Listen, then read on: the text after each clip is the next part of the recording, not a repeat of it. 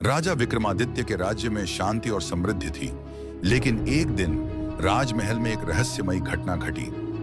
राजकोष से सोने की मोहरें और कीमती रत्न अचानक गायब होने लगे।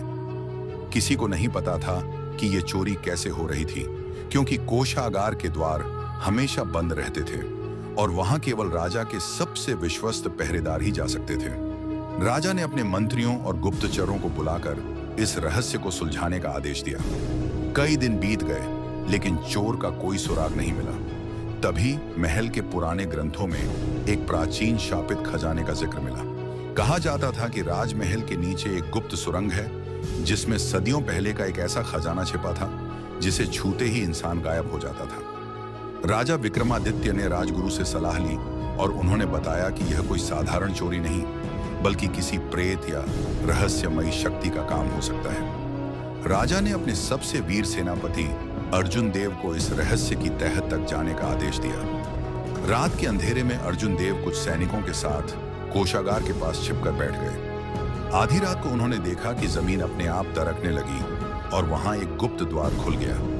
इससे पहले कि वे कुछ समझ पाते, एक काले वस्त्र में लिपटी परछाई वहां से निकलकर कोषागार के अंदर चली गई और कुछ ही क्षणों में बहुमूल्य रत्न गायब होने लगे। अर्जुन देव और उनके सैनिक तुरंत उस परछाई के पीछे दौड़े, लेकिन वह अचानक दीवार के पार चली गई। वे सब भयभीत थे, लेकिन अर्जुन देव ने हिम्मत नहीं हारी। उन्होंने महल के पुराने नक्शों को खंगाला और पाया कि वास्तव में महल के नीचे एक प्राचीन सुरंग थी। अगली रात राजा स्वयं अपने सैनिकों के साथ उस सुरंग में उतरे।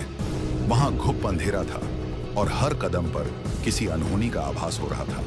अचानक एक भयावह आवाज गूंज उठी, जो इस खजाने को लेने आएगा वह मिट जाएगा। लेकिन राजा विक्रमादित्य निडर थे।